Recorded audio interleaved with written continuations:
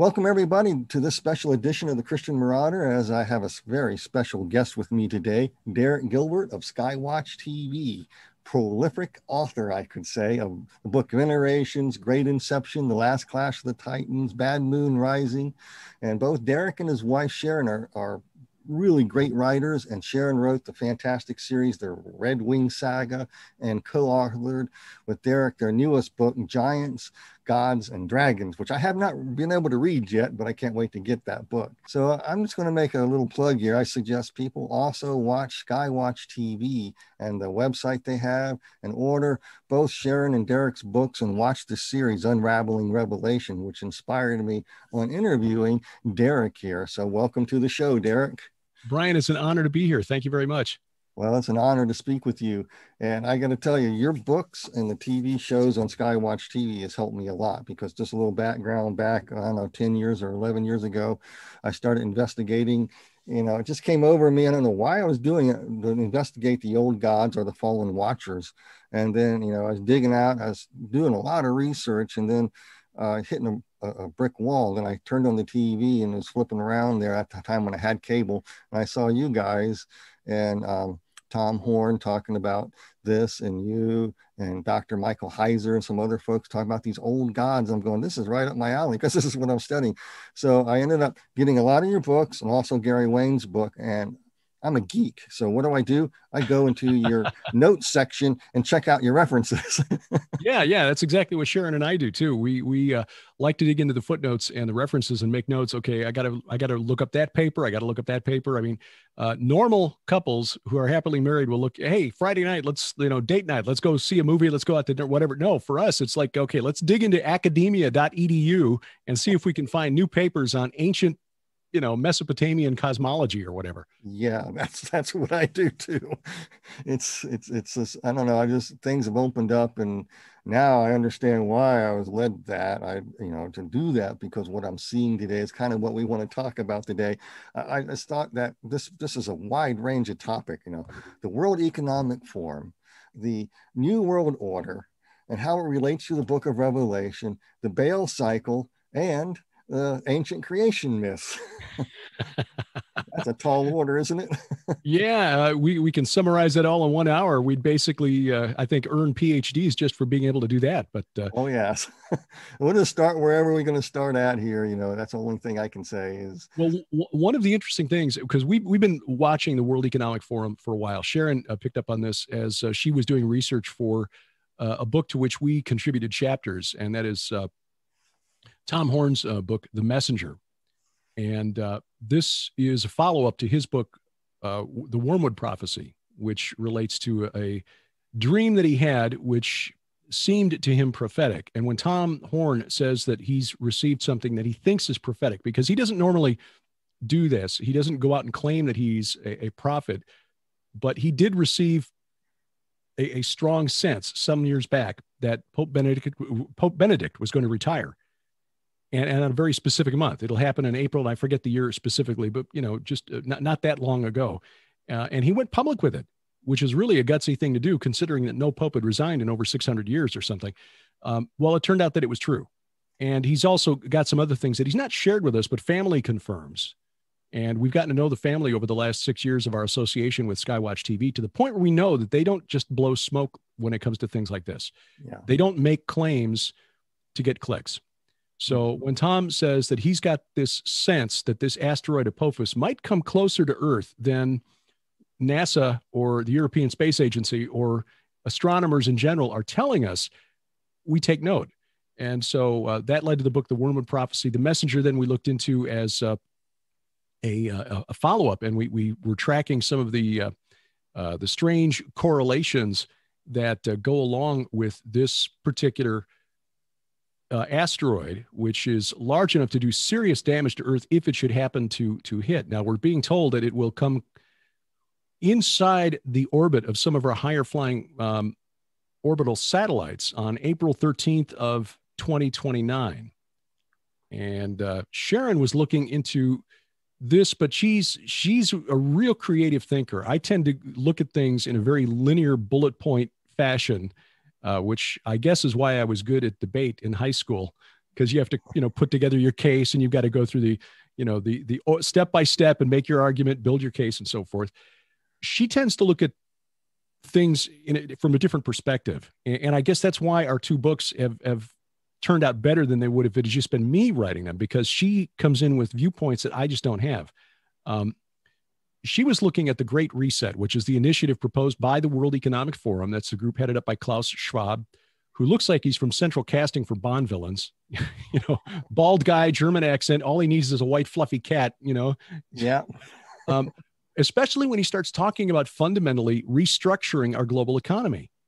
And when you start looking at the predictions that they have for the year 2030 on their website, that by 2030, we will own nothing and we'll like it. We'll be happy. We will rent everything. And all of these things will be delivered to us by drone. Of course, they never answer the question, well, wait, who owns the things that are coming to you by drone? Who owns the drones? Somebody's got to own these things. If we're renting them from somebody, somebody owns them. Who owns them if it's not us? That question is never addressed. Anyway, the World Economic Forum's Great Reset, she found a website devoted to the Great Reset where they literally divided the word reset into RE:SET. And she recognized very quickly, because of the research that we've been doing, that those are the names of two Egyptian deities from the ancient pantheon, the god Re, commonly called Ra, but actually into ancient, from the ancient Egyptian, it's properly transliterated into English as Re, R-E. So Re, the creator god, the sun god, and then Set, who was the god of foreigners, the god of storms, and the god of chaos. So here you've got order and chaos. And of course, this brings to mind the old maxim of the occult realm, order ab chaos, order out of chaos. They have to create chaos so that they can then create the conditions to bring into being a new order. And that appears to be exactly what the World Economic Forum is trying to do.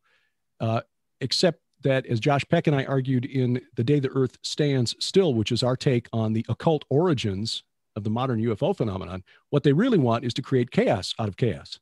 Mm-hmm. Because, and Sharon and I picked up on that. Josh and I kind of touched on that in that book, looking at the essentially the summoning of this chaos entity, Set or Typhon to the Greeks, and the phenomenon of chaos magic, which was derived from Aleister Crowley's occult teachings, Telema.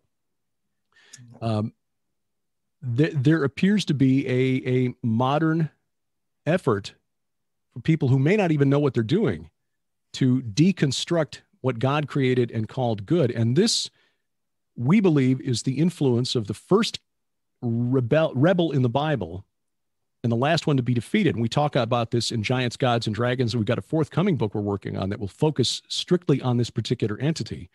And that is Leviathan, the embodiment, the spirit of chaos, yes, who is not a symbol of chaos.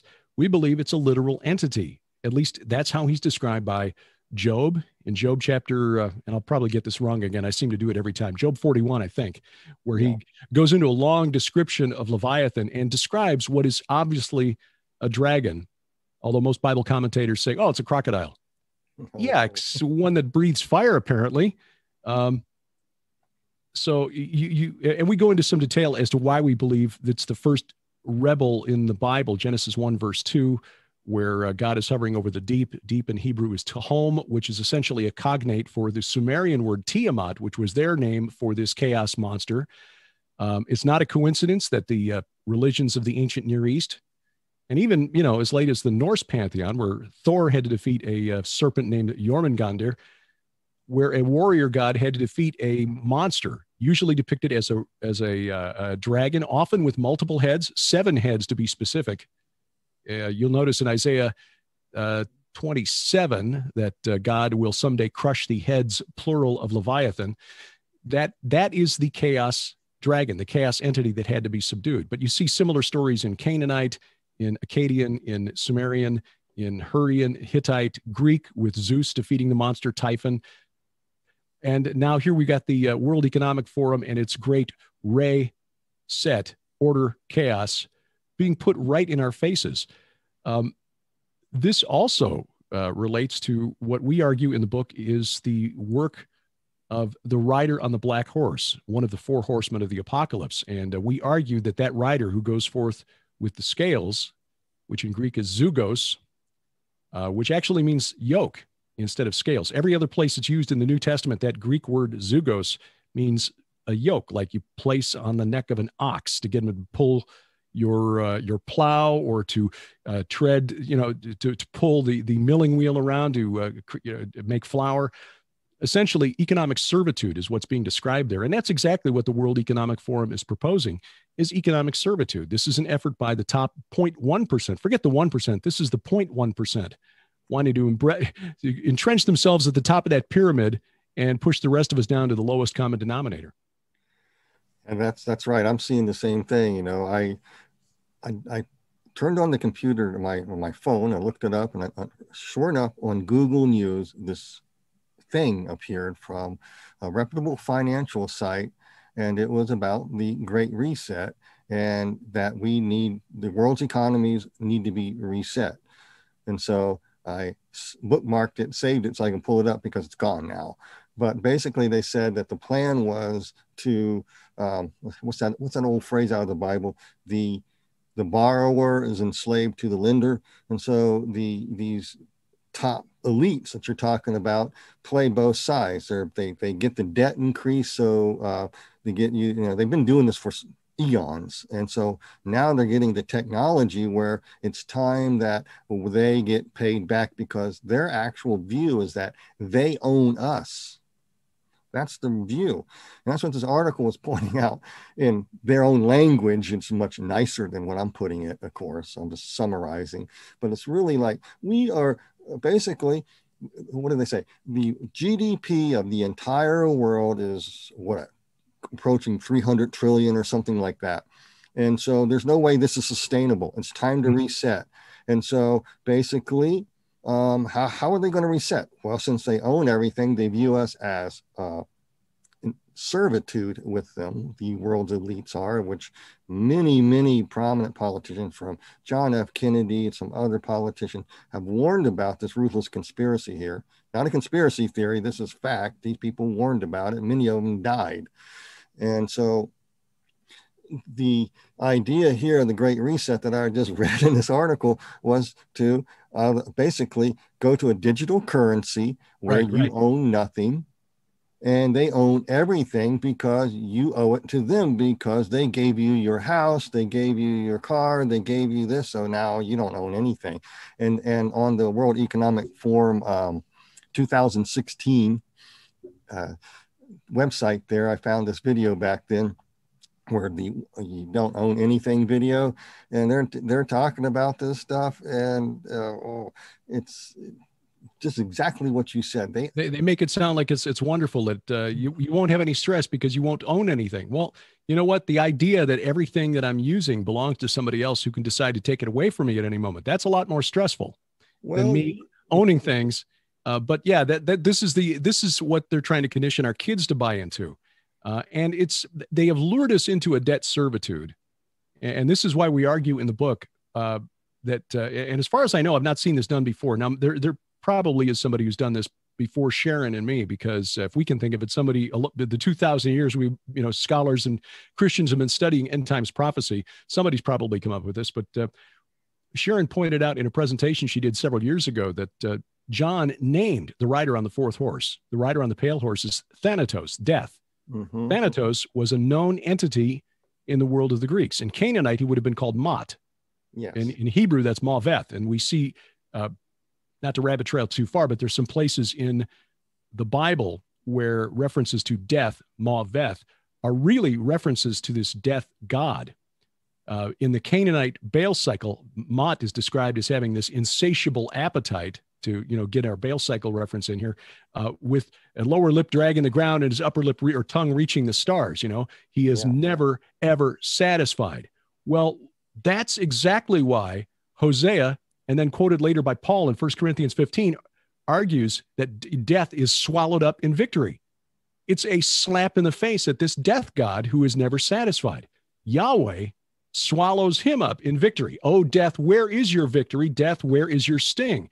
So that's why we look, and why you are now looking into the Bible through these eyes, looking for these references to these entities that the apostles and prophets knew existed and were being worshipped by their neighbors. So Sharon said, all right, death is mentioned and Hades comes with him. And we know, if you know anything about Greek mythology or Greek religion, actually, the ancient Greeks, the classical Greeks understood that Hades was an entity as well as a place.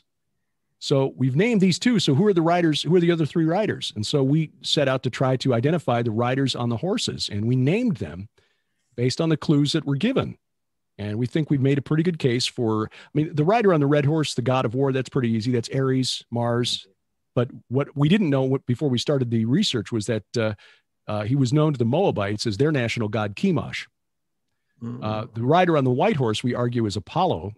And we can go into that later if you like. But the rider on the black horse, we argued, was Nabu, because as we started digging into the clues there, what does it mean when you've got these clues in Revelation chapter 6, where we're told that it's going to take a day's wages to buy just enough grain and oil to survive for one person for one day? What is that? Well, what does that look like? We start looking at our current economic situation, where the average student coming out of college has about $35,000 in debt, which at 4 2/3%, which is typical, paid off over 20 years, which is typical, they're actually going to pay back close to $54,000. And except in very special circumstances, very rare circumstances, those students coming out with that 35 grand in debt can never discharge that in a bankruptcy. You know, I can speak to that for personal experience. They'll say, okay, we'll put it in forbearance, but they keep charging you interest. And when you come out the other side of your bankruptcy, then you owe even more. Well, they own you. They own you. Mortgage loans now out 30 years, car loans now out to 10 years. It's all about debt servitude. It's getting you paying monthly and telling you that, hey, look, low monthly payments. Well, okay, you're adding another link in that chain that ties you to the banks as a debt slave forever. This is why in the Old Testament, God insisted that the Israelites have a jubilee. You know, there was the Shemitah year, and then there was every 7 years, all debts were reset. It was part of the cycle. And the Hebrews got away from that. And there are those who've made a really good teaching that the reason the Israelites eventually lost the land was because they got away from a number of God's teachings, and this 7-year cycle being one of those reasons. But so as we started digging into this and saw the work and what this god Nabu was worshipped for in the ancient world, and he was a very popular god, especially around the time of the Neo-Babylonian Empire. That's not the original Amorite Babylon of Hammurabi the Great. This is the the Chaldean Empire founded by Nabopolassar, whose name means Nabu save the king or whatever, and Nebuzaradan and Nebuchadnezzar, Nabu save or protect the prince or protect the only son. Nabonidus, he was very popular. In fact, he became more popular than the chief god of the pantheon, Marduk. The Greeks and the Romans knew him as Hermes and as Mercury. And not coincidentally, Mercury is based on the same Latin word, merx. That means merchant, merchandise, mercantile, commerce. All of that comes from that same root word. He was the god of merchants, the god of thieves, probably a coincidence, but also the god of scribes and the god of, accounts and ledgers in ancient Babylon in the time of Nebuchadnezzar. So he was the one who kept track of all the accounts, who gave how much to the temple, so that, in other words, who paid their tithes to the gods.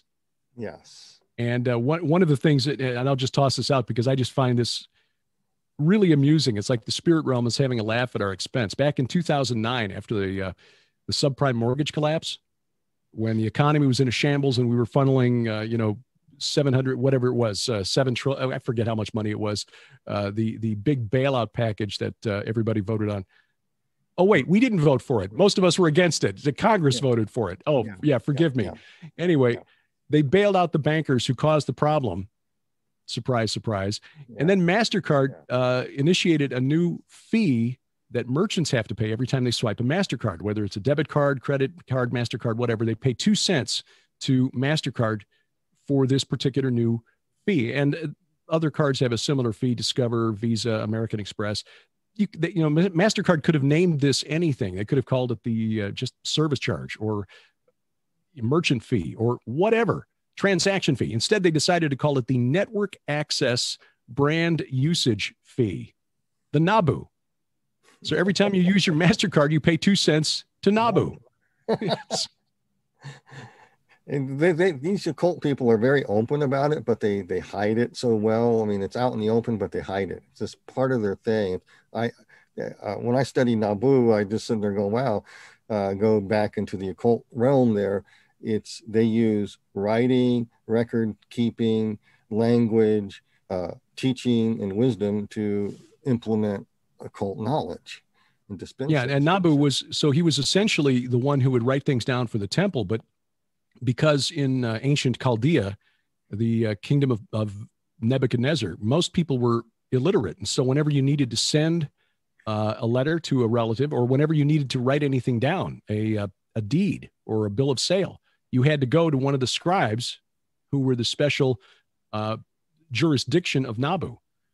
So Nabu was essentially the god of priests, lawyers, and accountants. Yeah. And essentially that, those 3 classes of people run the world. They sure do. And then people are indebted to them, so they think they own you. Mm-hmm. And I remember 1986, 87, this paper came out, this Silent Weapon for Quiet Wars. Most people pass it off as a bunch of junk. And we didn't know what to think of it because it was kind of far out there. So we got a hold of it. And there was big talk when I was a young Christian about this, and it was hotly debated. And a lot of people use this as templates for sci-fi and spy novels and James Bond movies, everything else. There's this specter of James Bond is kind of based on that too. But when I go back years later, I'm looking at the same pamphlet, and I'm going, boy, that sounds like today. This is exactly what they're doing. And they own you. They are at war with the American people. They want to collapse the economy, the economic engine of the world, reset it. In fact, the article I'm talking about was talking about resetting the debt. It's sort of like the occult version of Jubilee. Yeah, because they don't call it Jubilee, but that's what they're talking about. They call it order out of chaos, reset. Right. And that's what I was seeing. And it's all about record keeping. They want to track you. They want to trace you. They want to control everything you do. This is a perfect world for narcissists. And what could I say when you have the ultimate narcissist, Satan, in charge of everything? Yeah. Well, you're absolutely right. Tracking everything, keeping ledgers and everything. Essentially, it is technocracy. Yeah. And I highly recommend a book for your viewers, if they've not heard of it, the book Technocracy Rising by Patrick M. Wood, W-O-O-D. Technocracy Rising is an excellent overview. He's an excellent researcher, very careful, footnotes, cites all the sources, and shows how this is not a new thing. This has been in the works for probably 90 years, since the 1930s. But he views it from a Christian perspective, but he saves the prophetic implications of this for the end of the book. And that was really impressive, because he by doing it this way, he can draw in people who may not approach this from a Christian perspective, because if people don't accept the Bible, or if they're Christians who don't accept revelation as part of Scripture. In fact, there are plenty out there who, like me, raised in very liturgical denominations that are amillennial, who look at the book of Revelation and look at anything in Genesis before about chapter 12 as just made up. The Israelites made this up to create an origin story for themselves. And Revelation, well, John was old and who knows what he was seeing. Yeah. Or it was all fulfilled in the first century. Nero was the Antichrist, that sort of thing. Mm-hmm. If people approach this subject the way we're discussing it right now, sort of taking it as a given that, with a futurist worldview of how, a futurist view of prophecy, that these things are yet to be fulfilled, and looking at how what the World Economic Forum is doing fits into that. And they know not what they do, I suspect, most of them. I'm suspecting that the top tier, like the top 1%, like you're talking about the 0.001%, they do know what they're doing. They may, but I would suspect that most people who are on board with this program just don't understand what it is that they're doing. They're just useful idiots. But many Christians, certainly non-Christians, but many Christians looking at this and hearing us talk about this would think we're just absolutely nuts. So Patrick Wood, in his book, Technocracy Rising, does a brilliant job of documenting that this is happening, that this is going on. And I think anyone with a perceptive mind can look at the news and see what is being proposed by the WEF is just an extension of what Patrick wrote in this book that came out more than 5 years ago. So, and then he hits them with the other punch, which is, oh yeah, that's right. This fits right into the book of Revelation. And this is essentially a return to Babel. And we also make that case in Giants, Gods, and Dragons, that this is essentially the same thing that Nimrod tried to do, the rider on the black horse. We see archaeological evidence of this in what scholars call the distinguishing or identifying artifact of a period of history called the Uruk period, U-R-U-K, that was in the Bible called Erech, E-R-E-C-H.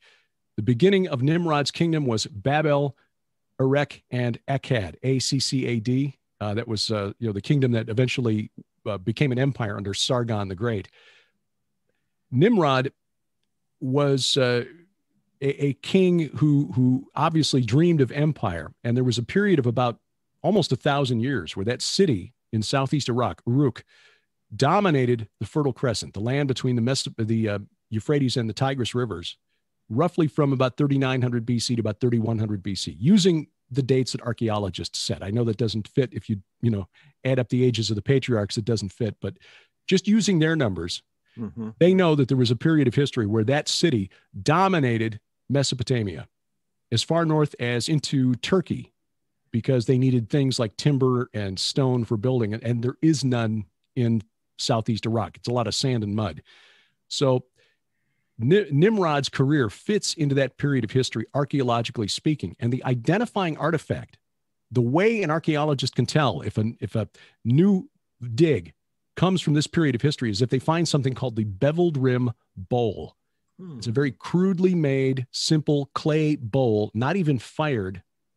It's like something a child would make out of Play-Doh, and they'd leave it out in the sun until it dried, and they would use that apparently to carry a day's rations, because the Sumerian symbol, the logogram in Sumerian for bread, is a picture of one of these crudely made bowls. I mean, we saw some of these at the British Museum when we were blessed to go to England year before last. You can still see the thumbprints of the Sumerian who made the bowl 5,000 years ago. That's how crude these things are. And they find hundreds of them at these sites, sometimes thousands. You see one of those, okay, Uruk period, sometime between 3900, 3100 BC. Why was this the symbol for bread? The symbol for to eat was a human head holding a bowl up to its mouth, because that's what they were given as their day's ration of grain. We might put it in modern terms, this was their universal basic income. Yes, I was going to say that. That's what they want. Exactly. So it's astonishing, in a sense, to see the news fulfilling what we see in history and in prophecy. And yet then I kind of have to laugh at myself for saying, why am I surprised? Because Jesus Christ told us these things would happen. So why are we shocked and astonished when they're happening? Yeah. We shouldn't be. In fact, we should rejoice. I mean, and this is the key thing. And Sharon, God bless her, I really depend on her wise counsel in this regard, because it's really easy for me, with my head in the news 5 days a week, to produce the daily news updates for Skywatch TV, to get really aggravated about this stuff. It's like, how can these people be so stupid? They don't see what they're doing. He said, look, God said there would be a great delusion, okay? A great deception. And he said these things would take place. But when they do, look up, for your redemption draws near. Amen. Oh, yeah. Okay. And it should then fire us up to share the hope that we have in Jesus Christ with our family members, our friends, our colleagues, our coworkers. I know that there are some out there who suggest that those of us who hold to a pre-tribulational view, as I do, that we're just sitting back and waiting for our free ticket out of here. But really, that's not the case, because when you see what's on the other side of that, when you look into the book of Revelation and see the terrible things that will take place after, beginning with the sixth seal, we argue in the book that the first 5 seals have already been opened. I mean, obviously, if those 4 riders are named and they're, we can identify them as entities who were known to the ancient Greeks, Romans, Moabites, Hittites, all the ites, they're out, they're riding. Yeah, and we explain why when we see in Revelation 4, the Lamb appears, and then first thing he does is open the scroll. And we see in the book of Acts, there were, well, for example, Stephen, when he was being stoned, looked up and he saw the Son of Man at the right hand of God the Father. So Jesus was in heaven by the year 35 or so. Yeah. And so anyway, we believe those first 5 seals have been opened. The 5th seal being the souls under the altar crying out, "How long, O Lord?" With the next one, the great earthquake of the 6th seal being the perhaps the energy released from billions and billions of believers being transformed, resurrected into incorruptible bodies all at once. Amen. I believe in pre-tribulation rapture too. Always have, feel it in my bones. And that's just how I view it. I look at it as, you see the awful things. I'm sorry. I just very quickly wanted to finish that point. We see the awful things on the other side of that 6th seal. Why would we not want to try to share the hope that we have with our friends and our family members to say, hey, look, don't be here when that happens?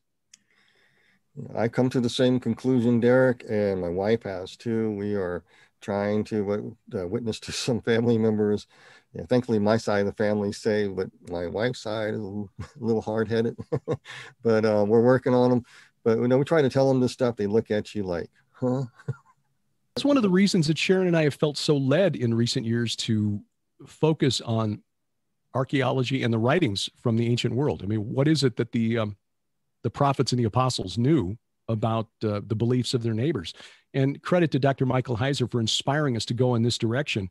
When we began to discuss between the two of us the implications of his divine counsel research, which is the idea, and that term for viewers not familiar with it comes from Psalm 82, where God takes his place in the divine council in the midst of the gods, plural. He passes judgment. So Psalm 82 is essentially a courtroom scene where God is decreeing punishment on these small g gods. And you can think of them as fallen angels, if you will, although the term angel is kind of imprecise. They are supernatural beings, but not angels as we would think of them. Angels being typically the messengers who just carried out simple tasks. These would be watchers who were quite a bit more powerful.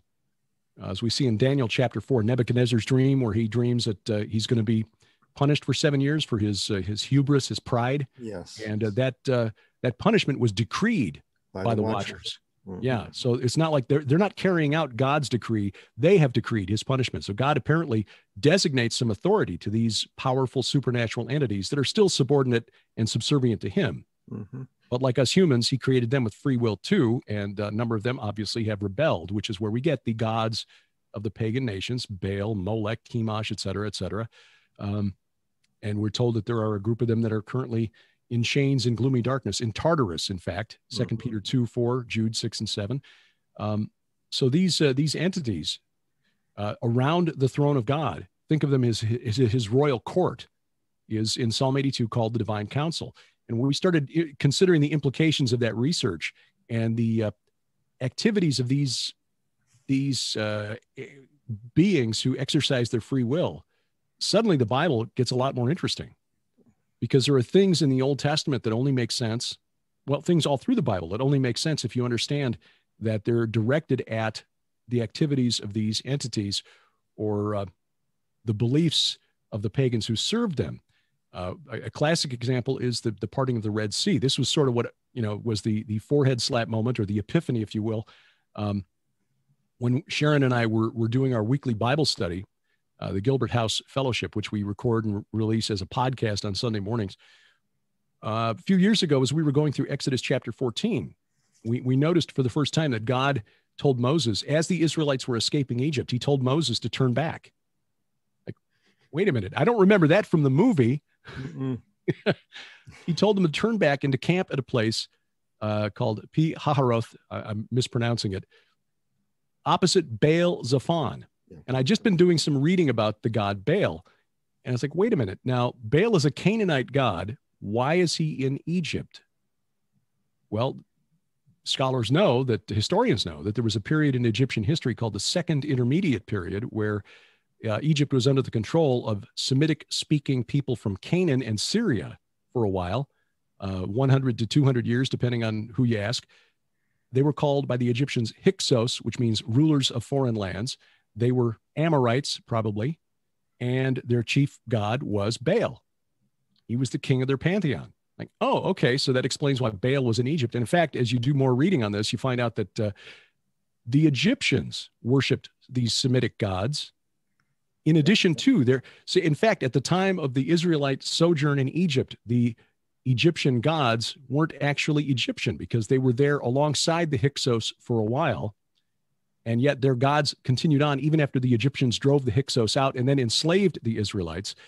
We know that 200 years after the Exodus, which occurred about 1446, about 1446 BC, the great king Ramses II, Ramses the Great, who was not the pharaoh of the Exodus, but he was still one of the most powerful of all of the Egyptian pharaohs, the Egyptian kings. He was a Baal worshiper. Yeah. The Egyptians equated him with Set, interestingly enough, and he erected a stela, a commemorative stone that depicted his father, Seti I, handing an offering to Baal. So Baal was in Egypt, even though he was not an Egyptian god. The Egyptians still worshipped him, and he became the king of the Canaanite pantheon by defeating the sea god Yam in single combat. Yeah. So, in fact, that's why Semitic sailors, Phoenicians, Amorites, and the Phoenicians, who were the sailors par excellence in the ancient world, they were who you wanted. If you needed to build a navy in a hurry, you'd hired Phoenicians. They considered Baal their patron god because Baal had mastered the sea. And so they would, Baal was their protector. And so here's Yahweh, the God of the Hebrews, leading them to a place in front of a temple, apparently sacred to Baal on the shore of the Red Sea, and saying, now watch this. And he parts the Red Sea and allows them to cross. And then when the Baal worshiping Egyptians follow, he closes the sea on top of them. That's why God parted the Red Sea. It was a message to Baal and the people who worship him. Hey, my people are free, and now we are coming for you next. We are bringing them to Canaan and taking over that place with all of your people in it. Well, I see that in the book of Revelation too. It's leading up to almost like the same thing. I see this struggle between the fallen watchers who want to control everything. I mean, to me, I worked in criminal justice so that's my career path that I was on. And I just see criminals. They're narcissists. I mean, these are the worst of the worst, and they're very narcissistic. And so it's like, how do you deal with narcissists? Well, God's the only one who can, and these type of entities, and he mocks them every step of the way. And that crossing the Red Sea was a great mocking of it. I see it all through the book of Revelation, mocking him. I actually see it taking shape in the World Economic Forum and the New World Order that's taking shape now. I kind of see this divine setup that God's getting ready to crack down on this whole thing. And I thank God for the rapture. We'll get out of here before that happens. But yeah, because the world will not be a very pleasant place at that time. Because he's turning them over to them, and wow, it's not going to be a pretty. Well, yeah, and this is something that we stumbled onto as well that we had not noticed before we started down this path of research. I suspect your viewers are probably familiar with the Genesis 6 account, the sons of God being the watcher class angels who rebelled against his authority, saw that the daughters of man were fair and took wives of all that they chose. And the book of First Enoch, what's typically the first 36 chapters called the Book of Watchers, really goes into some detail about this and the sin that they committed, not just corrupting human DNA by commingling with human women, but teaching us things we weren't supposed to know, like sorcery and divination and making implements of war and waging war and such things. Those are the angels who sinned. described by Peter in 2 Peter 2, beginning at verse 4. And when you read 2 Peter 2 in full context, you see that it's clear from the context of 2 Peter 2 that this was a sexual sin that these angels created. And just likewise in Jude verses 6 and 7, where he describes the sin of these angels as like Sodom and Gomorrah, who likewise committed sexual immorality. So they crossed a species barrier. And the book of First Enoch is very explicit in this, you know, saying that these angels defiled themselves with women. But we read in Revelation 9, where the abyss is opened, and the one who's called the king of those in the abyss, Apollyon the destroyer, or Abaddon in Hebrew, is their king. I'm arguing in a book that I'm working on right now that this is the entity that we would know from Greek mythology as Kronos.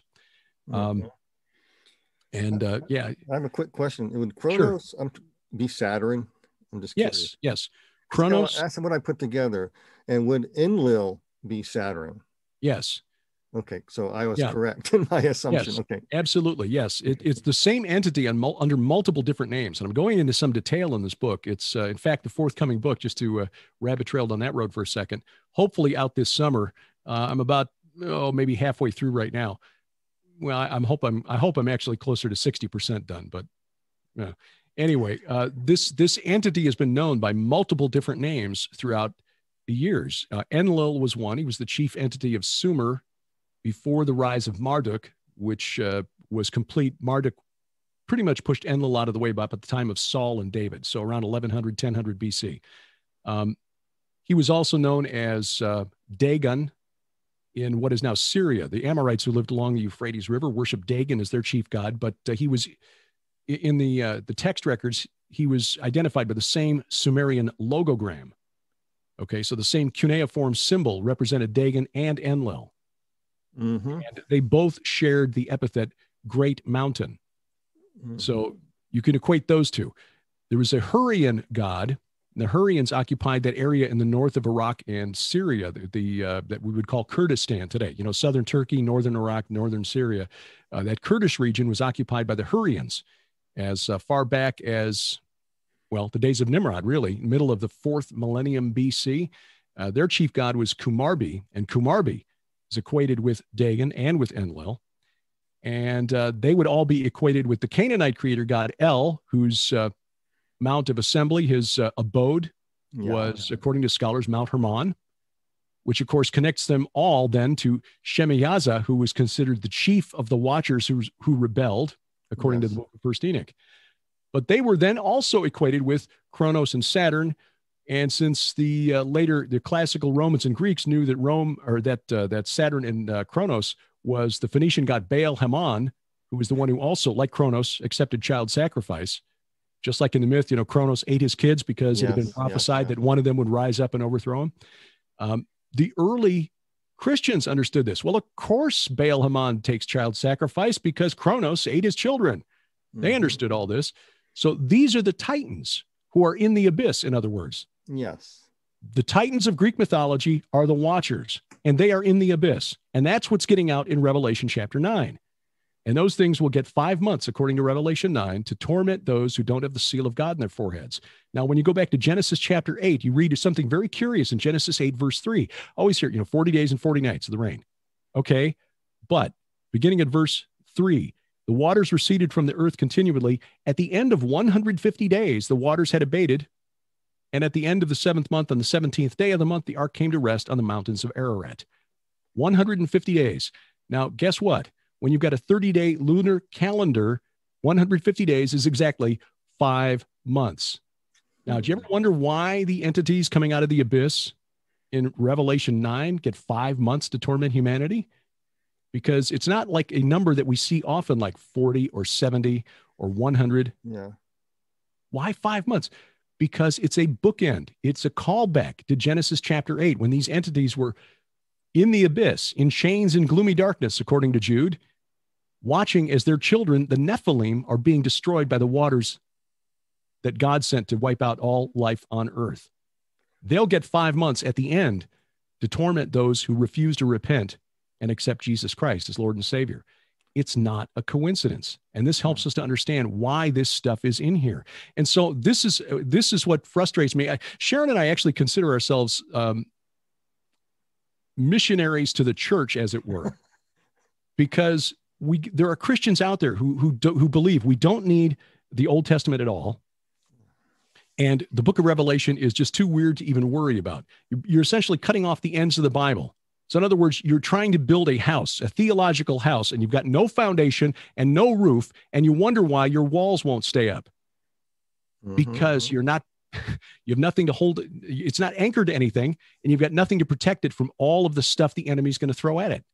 Not at all. I mean, I see the same thing. I feel like a missionary to the church too, and and a lot of people just don't understand this stuff. But one thing I find fascinating in my research too, that correlates to yours too, is the Nephilim came. Okay, they are the products of the Titans, are the Watchers here, and the idea that I discovered is that they wanted to alter the human image and human likeness. In other words, to dehumanize humanity in order to get God so mad that he has to come back to earth to take care of them. It's almost like a reverse psychology of the slaying of Tiamat, is what I was saying. And since I worked in community corrections, I mean, I worked with inmates who would, instead of using deputies' names, they'd use somebody in another pod area or housing area's name and nickname them as the deputy in order to cover what they're trying to do, which is usually get the deputy to get drugs into the stuff. And so they're very clever about it. So I kept seeing that cycle in there. And so it's almost like they wanted to do that, but that failed. And so when Jesus did come to earth, Jesus died, but he rose again, and now he crushed the serpent's head. We're forgiven. We can enter into heaven. The devil's been defeated, but he still wants to draw God into this one last battle, and he has to alter the human genome. And I find it so interesting that Jesus says, as it was in the days of Noah, now we have the World Economic Forum with little tattoos they want to put in you that alter your DNA. They want to put computer parts and make you transhuman. And they're very open about it. They want to control and say that you can't eat meat, Well, it's like, I'm watching the same template being played out from Genesis chapter 6, from what I researched, when it says in the book of Jasher there, they mix one species with another. In 2016, I thought it was pretty wild. And I was, people laughed at me. I said, well, they just put jellyfish DNA with a rabbit. So now you have glow in the dark bunnies. People were laughing at me, but I'm glad I turned on Skywatch TV because you guys were talking about the same thing. At least I didn't feel so alone. We hear that a lot, and we understand it. And I'm very blessed in that I'm married to a wonderful woman who understands the scientific aspects of this better than I do, because that's her bailiwick, molecular biology, with an emphasis on genetics, by the way. So she can understand what's going on here. And, some of it is not as scary as some are making it out to be. But the point is not so much whether they can do this. I mean, we know that the World Economic Forum and Klaus Schwab are talking about this, what they call a fourth industrial revolution, and that they want to try to defeat death. In fact, I'm putting together a presentation that I'll record this weekend for the Discerning Minds Conference coming up the weekend of March 26, 27, 28, that deals with transhumanism and the days of Noah. The point is not whether they can do it, because they make it sound easier and more plausible than it really is. The human mind is far more complex than they would like us to believe. They think that somehow this is just hardware, and you can download the software and then re-upload it into a silicon substrate. In other words, into an artificial brain, and you will thus live forever. You can transfer your consciousness into it. Well, no, I'm sorry. It's just not that easy. It really is not that easy. Those who've done this work, and I've interviewed Dr. Hugo de Garis, who is considered one of the world's leading researchers in artificial research, or artificial intelligence research, rather. He said that they were building neural networks, which are the black boxes that essentially power artificial intelligences.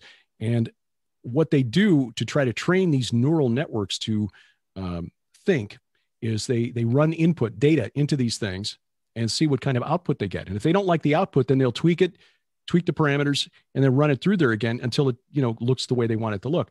But he admitted, he said, I finally got out of it because I realized I wasn't doing science. I was doing engineering. Yes. We don't really know what goes on inside the black box, he told me. And other artificial intelligence researchers say the same thing. They don't really know what happens inside those neural networks that they're building.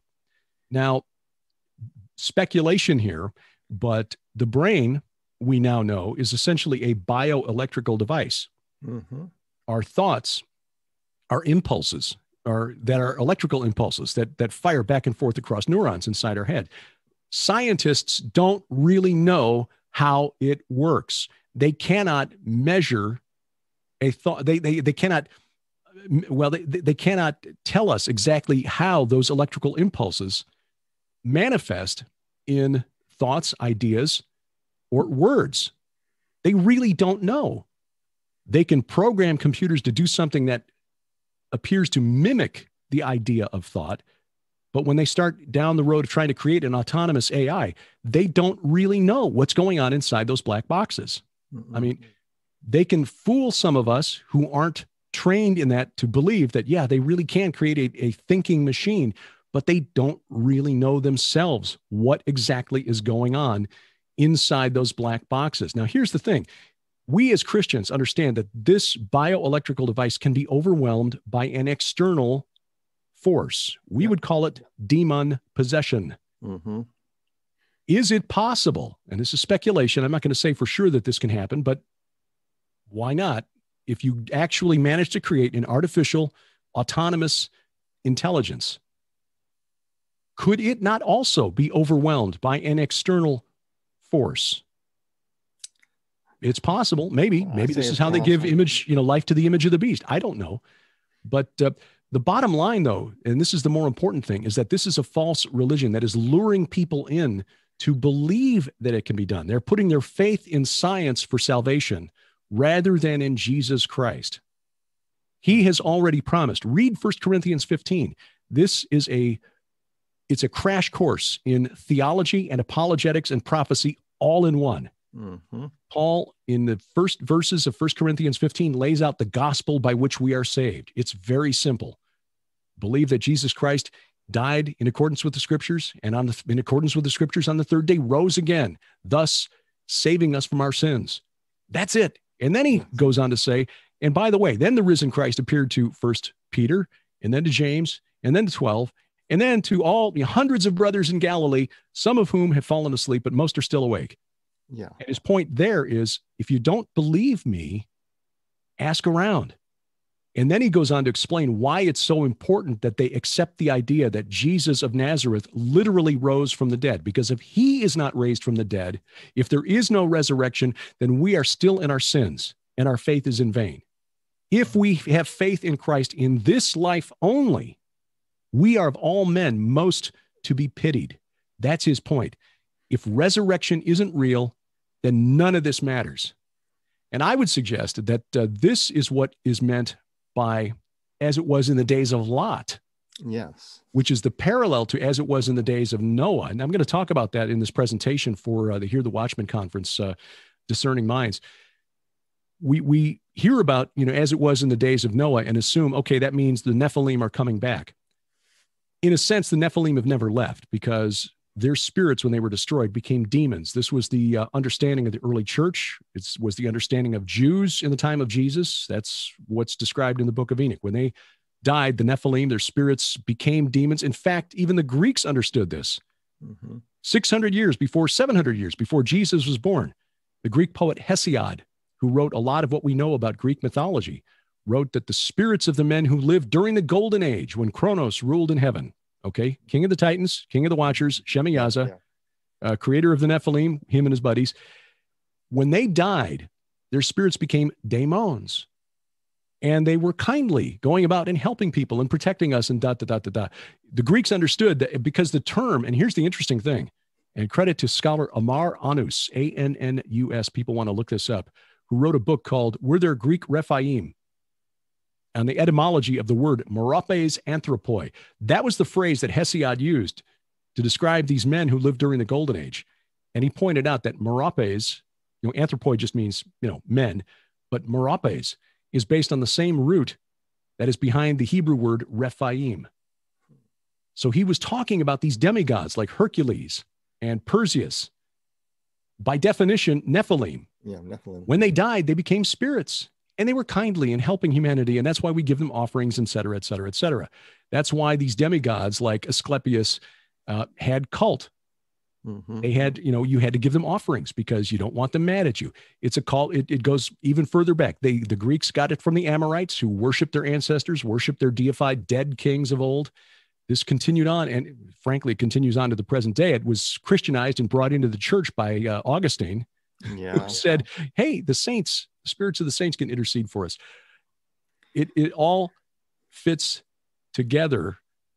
The Hebrew prophets and apostles understood what their pagan neighbors believed, from the ancient Amorites to the classical Greeks and Romans.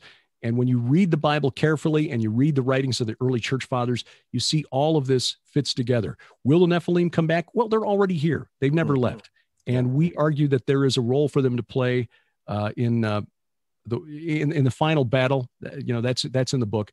But when you look at the parallel verse in Luke talking about the days of Lot, I would suggest that it comes down to this idea that we can somehow overcome death. Because what was going on at Sodom when Lot was rescued miraculously, we argue in the book, and we argued in the book Veneration, actually, that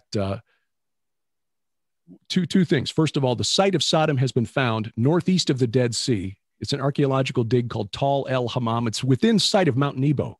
Yes. You can see it from Mount Nebo. Mount Nebo, okay. Yes, yeah, another reference back to Nabu. Interesting.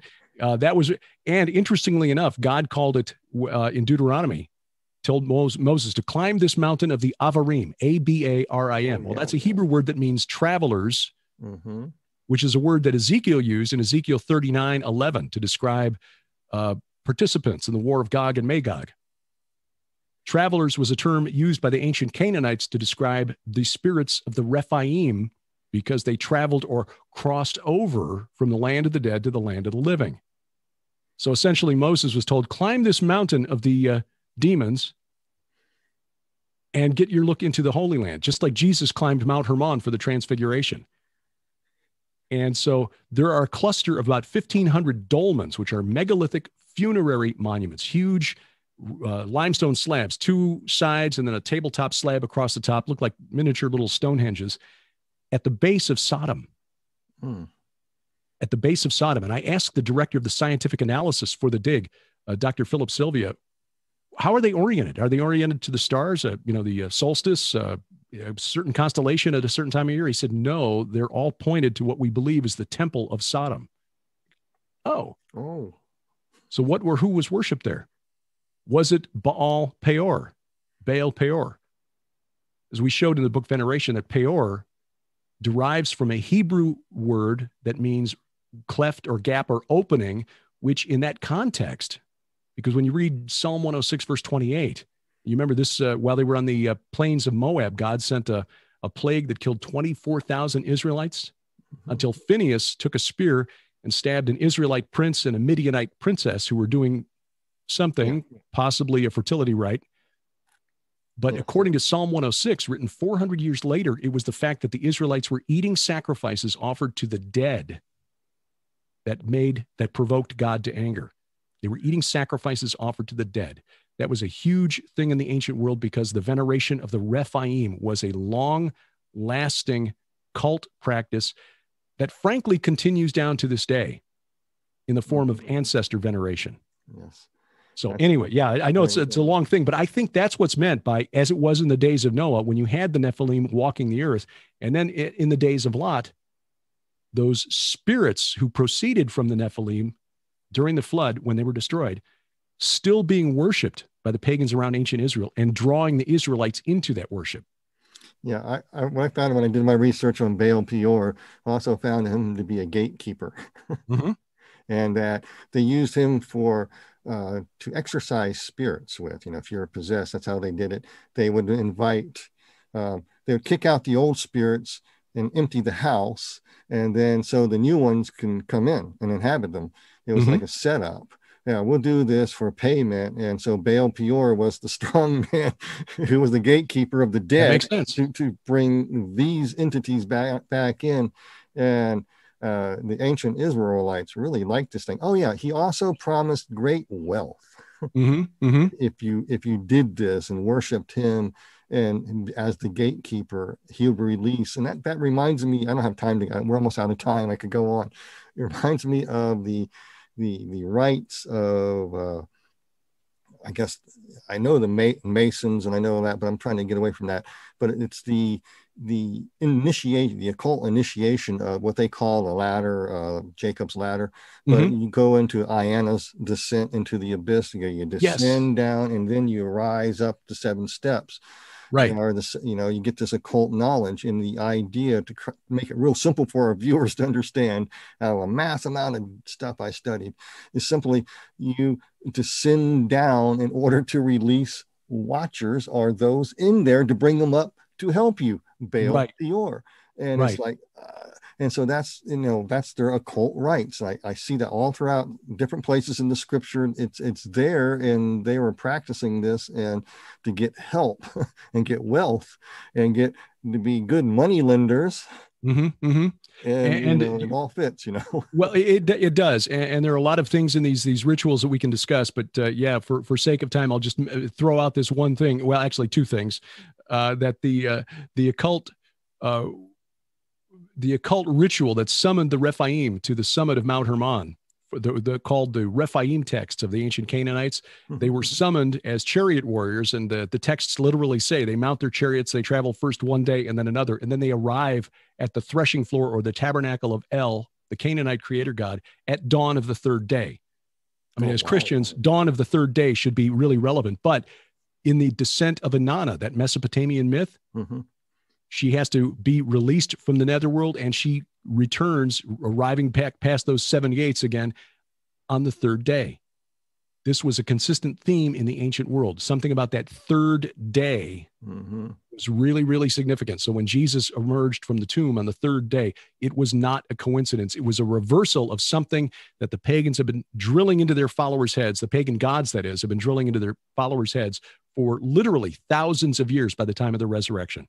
Yeah, I just kind of hypothesize, it's not thus saith the Lord or anything. But when I look, I'm going to sum this up with the book of Revelation here. And they want to go to war with God and draw humanity into war with God and draw God back to earth. So Jesus comes back riding on a white horse in Revelations 19. And their idea is that's the chaos monster. And they want to chop him up. I'm going to use the Assyrian version where they chop Timaeus, they drain his blood and chop him in 2 pieces. So you have three. You have the Holy Trinity there, the Spirit and the blood. And they want to go to war, chop up God's order, chop up his people, chop him up, and build back better. And so they're trying to, better. I mean, I don't know else. They're trying to be very simple about it so people understand it. They're drilling that into people's minds with the number 3, all these things. And so they're preparing for the final conflict, and where they are going to try their best to alter humanity, to get Jesus to come back, and they want to go to war against what they call the chaos monster because of what God did to the real chaos monster. It's sort of a revenge type thing.